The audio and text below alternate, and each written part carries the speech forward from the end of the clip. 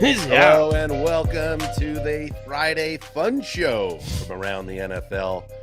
That is definitely a working title. Your guide to Week 11 and perhaps beyond. I'm Dan Hanzus, joined by heroes Gregg Rosenthal, Marc Sessler, and I don't know if we've made it official yet, but I feel like Rachel Bonnetta is kind of a hero. She joins us again as well on the FFS.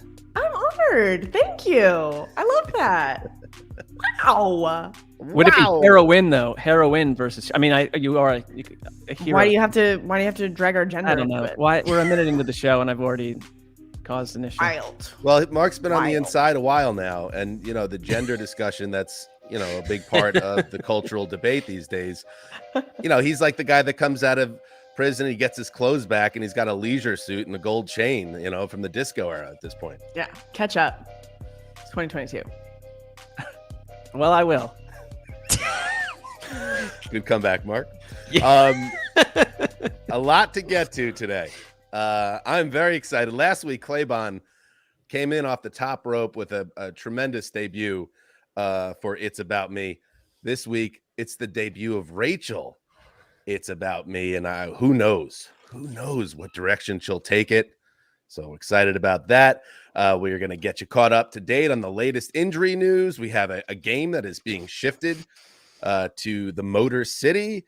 We will have our fearless predictions, but first let's talk about the game from Week 11 that has already been played Thursday night in Lambeau.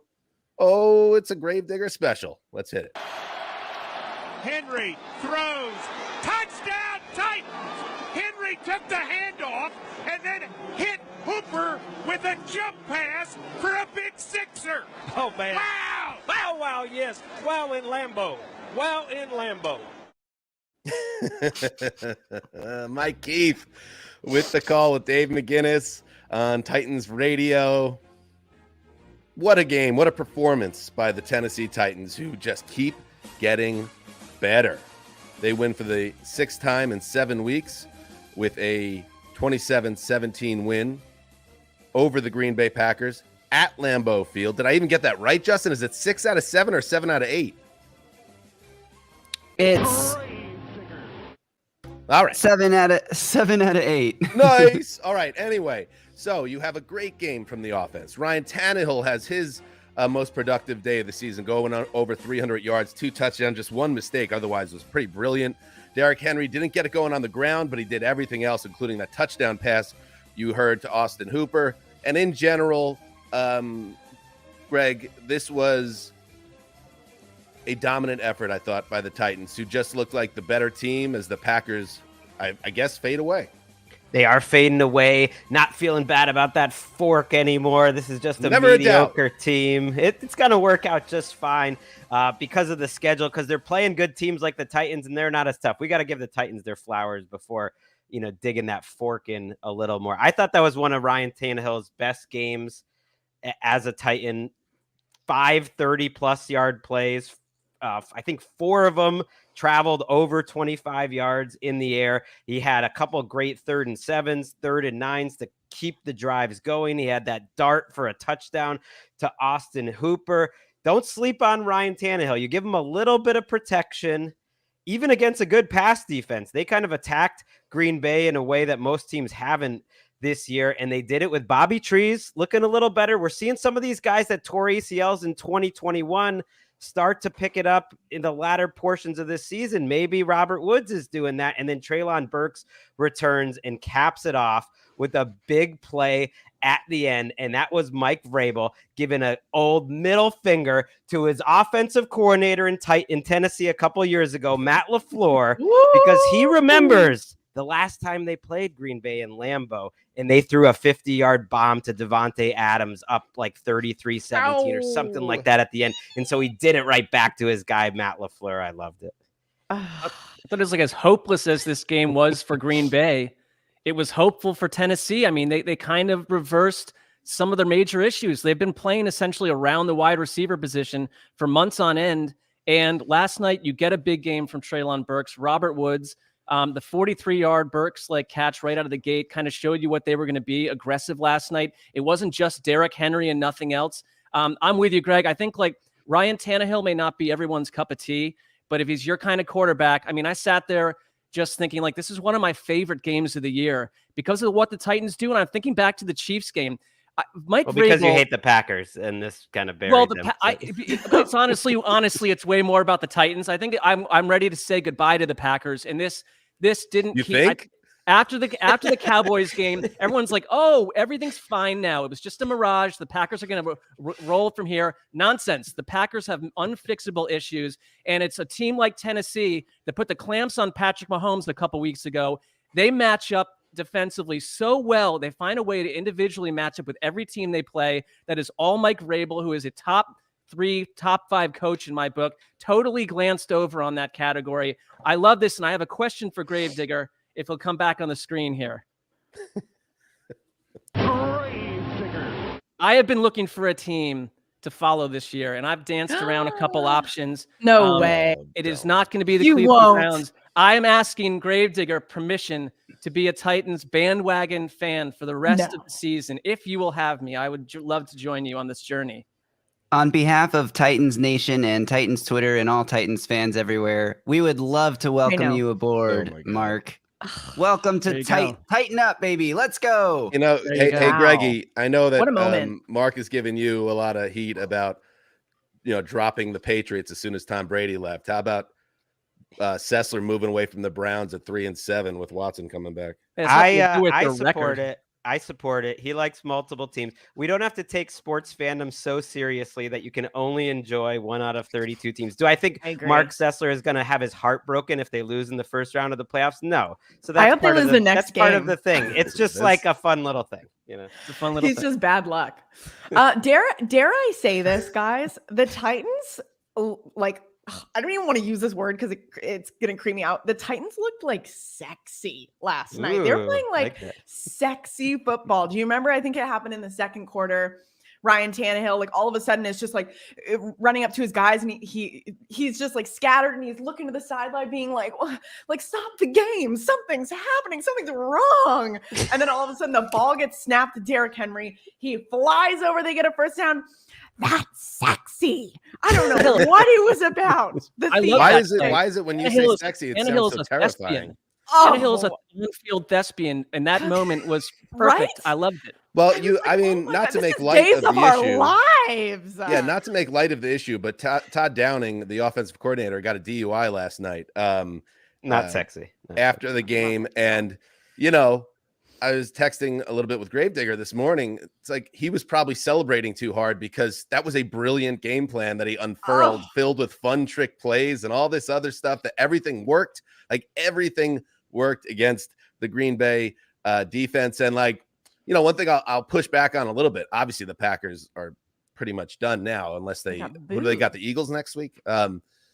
But the game was there for it to go down to the last second. And Rodgers went back to missing just open receivers in huge spots in the fourth quarter. There were multiple possessions where they were set up to cut this game down to a field goal, get it back to a 1-score game. The defense had a couple stops in the fourth quarter, and Rodgers killed him. And I also thought that, at one point, Herb Street was letting Rodgers off the hook, because on the last drive, which was kind of doomed anyway, they just didn't have enough time and they burned their timeouts bizarrely with 5 minutes to go. There was a play where the receivers kind of all went deep and didn't come back to Rodgers, and he took the sack that kind of ended the game. And Herb Street made a point to just kill the receivers for not being on the same page as their quarterback in a scramble drill. And it was like, whatever, dude, maybe that was not the greatest moment for those receivers. But I thought Aaron Rodgers, as brilliant as he was the previous week with everything right on target, again, was doing what he's done so much this season, which is just missed throws that should be money in the bank. And that really jumped out to me in this game. Do you think, though, I do think the thumb has a little something to do with it. I get that in Dallas he was precise, but you're talking about a snow flurry addled Green Bay night. I think your joints, your hands can change a little. I don't know. But he started the game so well. There. It was like a lot of Rodgers games. It was erratic. Like the first 2.5 quarters, I would say he looked ferocious. They didn't ask him to do as much. They still were running the ball up, but he looked great for 2.5 quarters. That I think the Titans were playing good defense.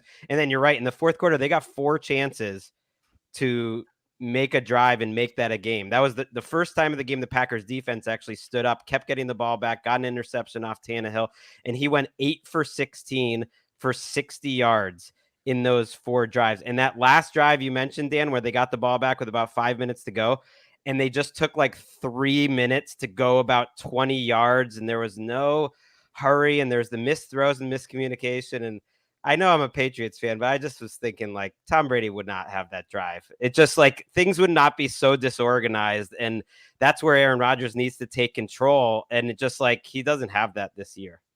I think if there's one like positive thing that we could take away for the Packers from last night is that Aaron actually like took responsibility for the game going poorly. Like for once this season, he wasn't like, I don't have anybody to throw to. Maybe we should bench these guys and start some other guys. The wrong guys are out there. Like he was just like, that was my fault. Wait till McAfee. I also don't think they're as bad as the Packers. The Packers beat writers are talking about them. They're not going to win another game this year. And they're like one of the worst teams in the league. No, they're just one of those teams that are in every game and find a way to lose. They're like they're a better version of the Raiders. So they could beat anyone. They could beat the Eagles next week, but they're not going to beat enough teams to. I understand why.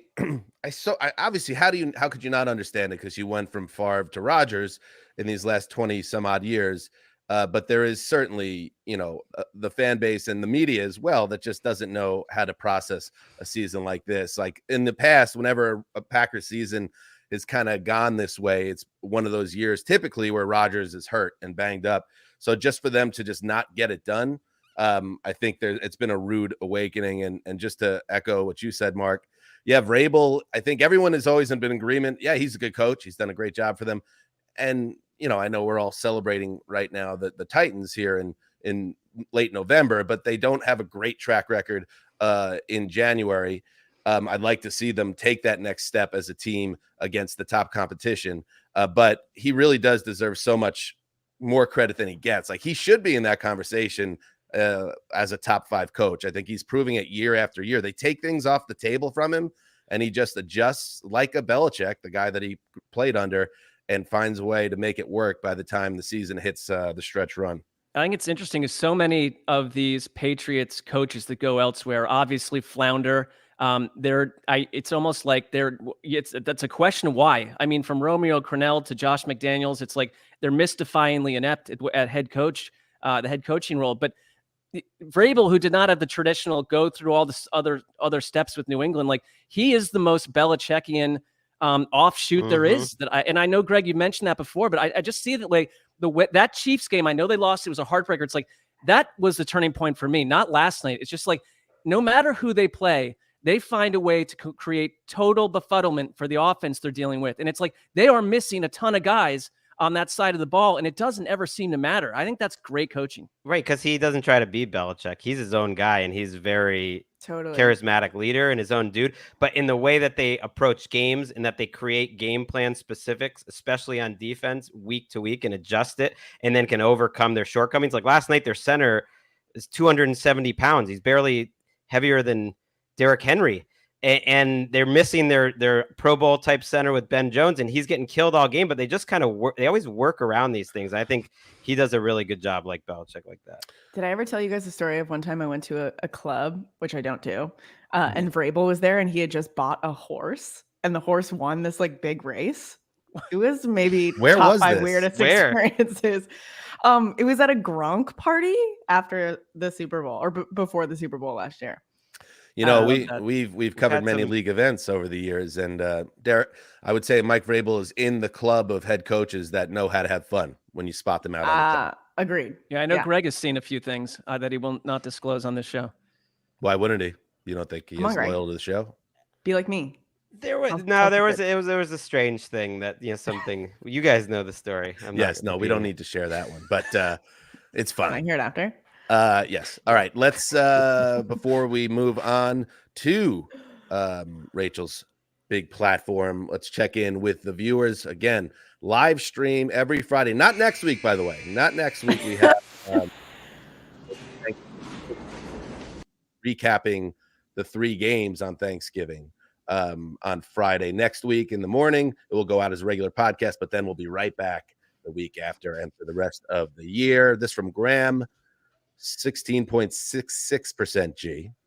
I like that. The UK fan base stands with you. We will get you out of that penitentiary. I don't think people get it. Like It's like a letter writing campaign. It's again like endless reading of novels, lifting weights, a very compact, recognizable, predictable diet. It's fantastic. And again, let's keep it real here. It is not a penitentiary. No. It is a Greenwich, Connecticut reform center that features tennis. Yeah, you're on allowed grass to do courts. things that would surprise the average civilian, I promise. Can I ask you guys, have you ever gotten one of those emails that's like, oh, so-and-so's trying to send you an email from jail? No, actually. I get those multiple times. I think it's one of those things like girls have Multiple. to deal with a lot of stuff that guys don't even know about. Yeah. You're getting emails I don't know. from They jail. can podcast in jail. You guys don't know that. There is a vibrant avenue out there to have female jailed pen pals if you wanted to go down that road, if you were a certain lonely individual. I've seen that out there.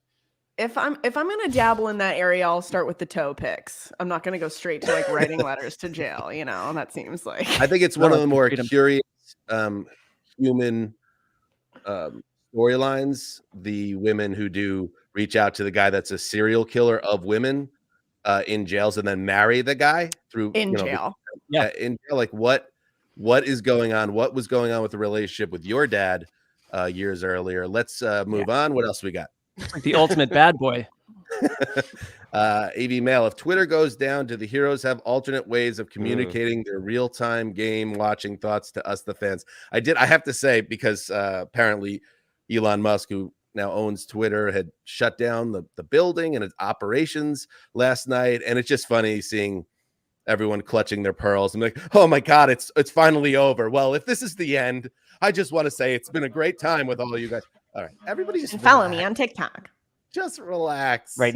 Has anyone clicked follow on those extra places to follow? It'll be fine. Twitter's gonna stick around. And I saw one tweet that was kind of like, this was amazing, but I'm definitely not chasing this elsewhere. Like if this ever, I don't believe this will end. But yeah, like it was fun. It was a unique time. But I have no doubt it's sticking around. And there are people way smarter than me that can explain why it would make sense for Elon Musk, I guess, hypothetically, to buy Twitter for $70 billion and then just shutter it. But you know what? Like, I don't care to even know what the explanation is. I'm sure Twitter's going to still be here a year from now. Don't hold me to that, but don't even worry about it. There's a lot of more important things in the world going on. What else? Eric Blazel. Has the NFL become a league where winning becomes a war of attrition? The healthiest teams tend to be winningest teams unless they can be coached through it, a la Braves. Duh, Rachel. Duh. Yeah, that's part of the game. It's a brutal game. It helps, although there's like a million examples of teams overcoming it. One of those Patriots teams, the Eagles, that year they won the Super Bowl, had lost like 7 starters. So it's all unpredictable. It helps, but it's like, if you're healthy, like you should play a man down because that's not fair. Yeah, exactly. Yeah, it's Eric. I think building a roster with depth will always, whatever the sport is, help you well because it is a physical game. Samwise Ganj. Will Josh Allen throw more picks against the Browns than Mark has shirt buttons done up? Yeah. Again, Mark, you are in a reform center. You got to be careful there. Maybe take it up a button. I have total freedom. I have total freedom to dress as I wish in this reform center. Is money in jail just buttons, and you just have to like? Yeah. What is currency? Get rid of them, and yeah, you're close to the answer there. To be totally transparent, there is a human being outside a nearby window, leaf blowing at a decibel level that I can't even hear what you guys are saying. I'm wishing he will go find a new place to tend to the Well, I guess that's the downgrade of having a huge leafy courtyard for your time outside of the cell. Well, to recap, Dan just said that you should take it up a button. So just the way that came out was intentional. Oh, yeah. Don't tell me how to dress. All right. Anything else, or should we get to it? All right. Last one. Felicia Barker asks, question I've been meaning to ask for weeks, but keep missing the show. Should the Raiders have made Bisaccia the full-time head coach? Yes, of course, Bisaccia, Jeff Bisaccia. He was the man who took over for John Gruden after Gruden resigned or was fired in disgrace after those emails went public. That was a pretty crazy / shady storyline in general. And then he helped lead the Raiders to the playoffs. Gregg, should he have kept the job in retrospect?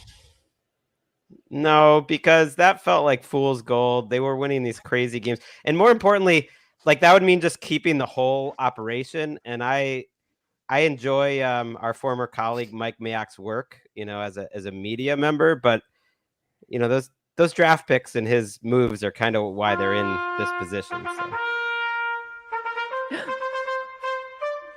I'm scared.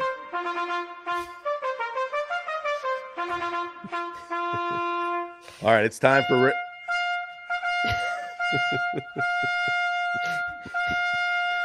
stupid. All right. Without further ado, Rachel Bonnetta. It's about me. Okay.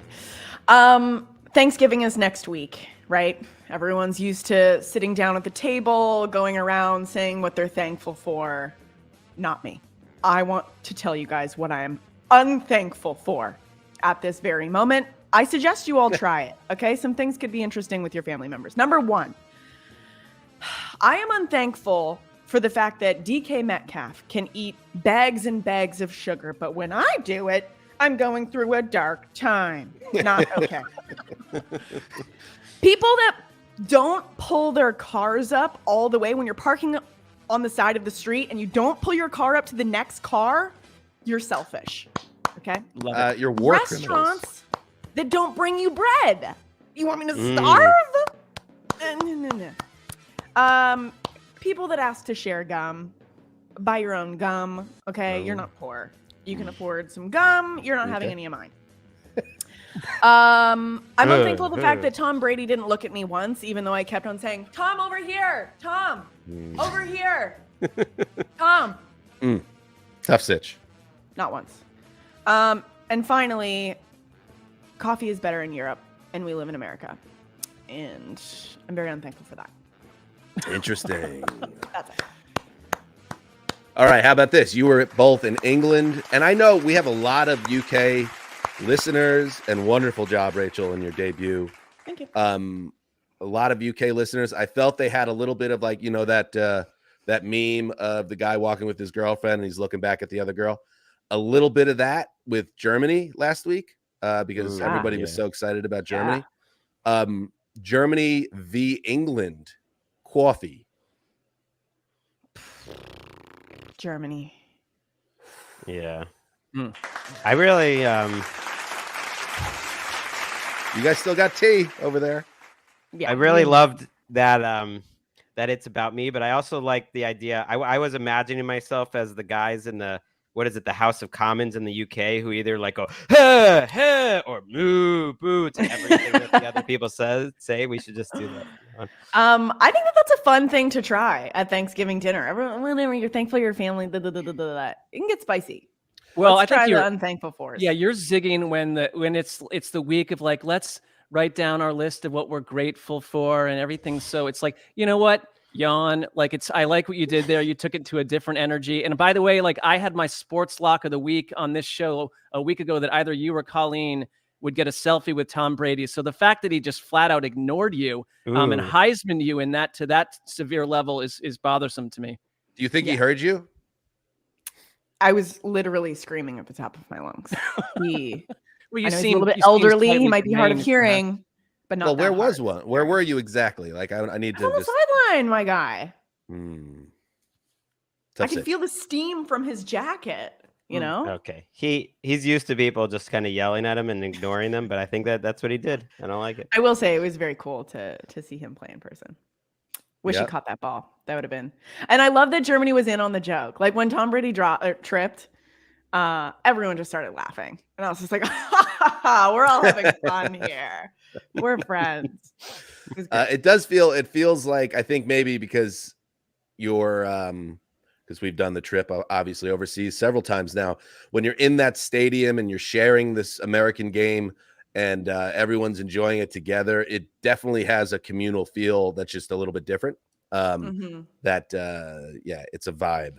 Well, they put this like man up on the Jumbotron and he had his shirt off and he had like 2 sausages and like was just like and I'm like, we're all the same. We're the exact same. I'm basically in America right now. Let's check back in with the viewers before we get to our update on week 11. How disappointed are you the Bills game was moved out of Buffalo? That from Lucid Dre 4M. Mark, I'm going to throw this one to you. I drafted this game, but I think we're on the exact same page here. Well, so I tweeted about this a couple times, and I'm getting comments back. You don't understand like the civic side to this and the transportation of getting people to. I do not understand that. I understand where you're coming from. I don't want anyone to be struck by thunder. You're not engaging with those idiots, are you? No. I mean, I see that it's like sort of you're up on your soapbox telling me what I should feel about a snow game.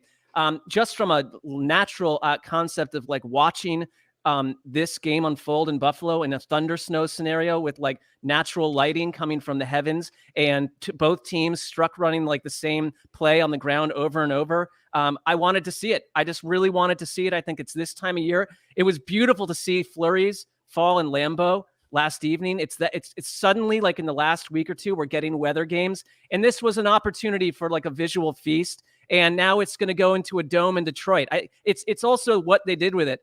Take it somewhere that can challenge us from a beauty angle. You're taking it to the dome in Detroit. I'm not involved. I no longer care. What else do we got? You gave me more than I expected, Mark. Mike Aguirre for Dan. Which QB would you rather have on the Jets next year, Carr or Jimmy G? Derek Carr, definitely. I think Carr just has a higher ceiling. I don't know about Jimmy G. Did you like the theatrics? Fake tears. Calling it now. Hot take. Who? Derek Carr? Yeah. He's an emotional guy. I like that too. And I like that he has a bizarre accent that cannot be placed. You seem skeptical. I haven't heard this take this week of the Carr emotions. Watch it back. It's giving Oscar buzz is all I'm saying. Interesting. That's coming from an actress, so like this. I'll listen to that. Rachel will not be appearing on Total Access with David Carr anytime soon. Anything else there, Gravedigger? John Case question: when will you guys apologize to Tua? We've been giving Tua credit for weeks. I'm not listening to that. Catch up. Why is it so important to people that like everyone else loves their players as much as them? And I for the record, I feel like I was higher than consensus on Tua all of last year, saying like he's solid, and now he's playing amazing. What do you want? No, I think they're not. It's not just why don't you like him as much as I do. It's people like me and many others who outright doubted his ability to play the guitar, and he certainly has. But I would say to John Case or Josh Case, just enjoy it, man. Don't worry about anybody else. Just live it, man. Enjoy it. Live it life. All right. Let's now move on to the Gregg Rosenthal Week 11 Injury Minute presented by Acrisure, a disturbingly inefficient mall Santa screening. I'm watching these updates as they're coming in. Lamar Jackson missed practice Friday, but it's with illness, and John Harbaugh believes he will be starting on Sunday, so it's not a major concern. Also, Mark Andrews is game time decision on Sunday, but it's trending in a good direction. Gus Edwards also looking like he will probably return. DJ Reader's back for the Bengals. Their big nose tackle. That's good news. Zeke is going to be back, according to Jerry Jones. Although Jerry Jones, sneaky, not a reliable injury. That's true. He's back. Why is he doing injury reports? I mean, he does it on this radio every Friday morning. Good source. He also says DeMarcus Lawrence will play, who hasn't practiced. So Jamar Chase, by the way, in that Bengals game, still out. Matthew Stafford practicing, expected to start. Jerry Jeudy has not practiced this week. I wouldn't expect to see him, at least as of Thursday. Cole Kmet returned to practice, probably going to play for the Bears. A.J. Terrell, the best cornerback, maybe player on the Falcons, is back in practice. Minkah Fitzpatrick is returning for the Steelers. DeAndre Swift is practicing in full for the first time in a while, so maybe he'll get more than 10 snaps. Marquise Brown, a little bit of practice in Arizona. Kyler Murray also appeared to kind of really test out his hamstring in front of media in a more aggressive way than he did a week ago. That one might be updated by the time you hear this, so who knows. Juju Smith-Schuster hasn't practiced. He's in concussion protocol. McCole Hardman is on injured reserve. David Njoku appears like he will be back for Mark's former team, the Browns. And that's all for you, Acrisure. Wow. Did you have something to add, Rachel, to the Acrisure injury minute? That I would like to be their spokesperson. That's it. You got to sell it. Oh, I could. Oh my gosh, my audience would love it. I could make so much content. Please hire me to be your brand ambassador. Maybe Rachel could introduce that segment every week now. You know what the special is it player. like the cans of like smoothie that like make you feel full? Well, I don't think so. I think it's been explained each week what it is. Yeah, you just gotta. I'm pretty sure it's changed every single time I've been. It's a diverse brand. I think you know how they have kind of baby boomer celebrities that show up selling life insurance, like airing in commercials that air in the middle of the afternoon on NFL Network and other channels. I think that could be your lane on this midday infomercial shorts about Acrisure. Or middle of the night when you or middle of the night wake up on the couch like, oh my God, I fell asleep on the couch. There I am. I don't know how many zeros are on that contract, but it gets you out there, and that's half the battle. Let's talk. All right, it's time now for our fearless predictions. But before we give our predictions for this week, let us go over what we had last week. Week 10 predictions. Mark, a player is forcefully kicked. I'm sure Tom Brady tripping someone could be discussed. It's in that world. It's in that world. I don't think a trip is a kick, but I'm staying out of that. Tony Romo starts weeping out of happiness because Patrick Mahomes does something great. Colleen, well, not how I worded it, but yeah. Colleen and/or Rachel get a selfie with Tom Brady. Ouch. 0 for 3. DH. Aaron Donald has multiple sacks and at least one forced turnover. He didn't do anything. The Rams didn't do anything. No show. They gone. Gregg Rosenthal, a second international chant of Gino. That's a ding. I heard it. Big fourth quarter and a losing effort, but I did hear it. Did you hear it, Rachel? Yeah, it was just I me. heard it. It was faint. Did you guys collude on that? Claybon, more than 47 points scored between Niners and Chargers. They scored 38 combined. So there you go. Let's mix it up. Mark, get us going with a fearless prediction. Okay, I have a rash of them. I'll be quick.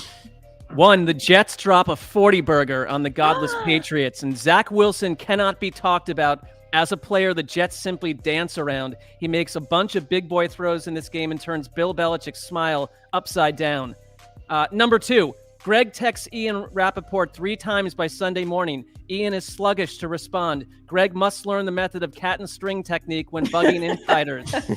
Number 3, this is a hazy vision. I think this will happen. If not this week, this happens to me sometimes in the next coming weeks, but I'm going to say in a week 11 game, a toddler/child in the crowd will play a pivotal role in some fashion. I don't know what that's as much as I can tell you about that. In the final one, there will be an unexplained light, either a beam of light or a strange unsourced glow above Estadio Azteca in Mexico City at some point during Niners Cardinals. Ooh.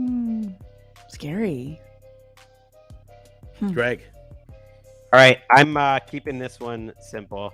I'm saying that the team of around the league, team of ATL, goes to the Meadowlands and romps over the Giants, and we're singing the ATL theme song with gusto on Sunday night.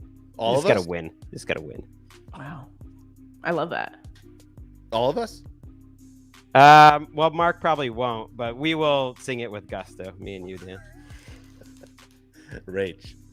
Okay, this is hilarious because we actually talked about this earlier, but my prediction is that the Jets win, but Twitter is down, so Dan is not going to be able to tell anybody how excited he is about it. I love it.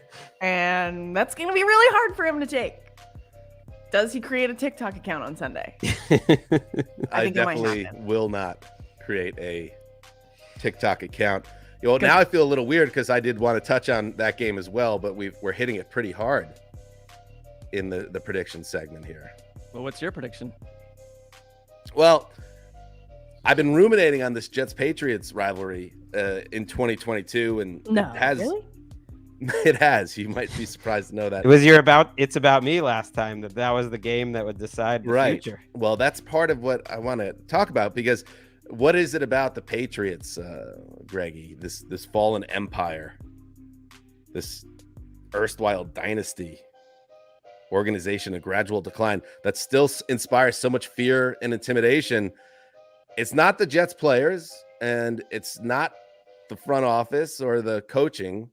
I think it's about me. I think it's about me and all the other Jets fans that have gone through Vietnam for 20 years. So, starting right now, that's in the past.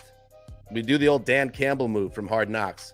You shake out the pants, you get all that dirt out of there, rid ourselves of those ghosts. So on Sunday, there is no more fear for Jets fandom.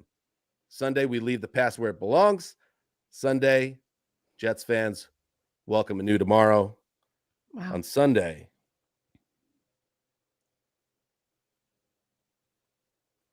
fuck it. On Sunday, the Jets will go to Foxborough and kick fucking ass. Whoa! There is your fearless prediction. Oh my goodness. Oh, he's out. He's gone? You can just do that? If I knew we could do that, I would have done that a long time ago. Oh, It was I just very, pretended that my laptop died last time. Yeah, Derek Carrion. I don't think he's coming back. You guys should just finish out the show. And with that, we thank Dan Hanzus, Rachel Bonnetta, Justin Graver, Mike Vrabel. We don't thank that offensive coordinator in Tennessee. But until Sunday. I don't think you thanked me, Greg. That's very on brand for you. Oh, Mark. I think he did that on purpose. That is utterly That absurd is what you Mark. just did. Yeah, You know what's funny how is- about I'll handle the closeout host duties next time? Dan's probably just standing literally right next to the Oh, guy. he's gonna see. He wants to see how this all unfolds. Just like Heed the call. a bit pathetic.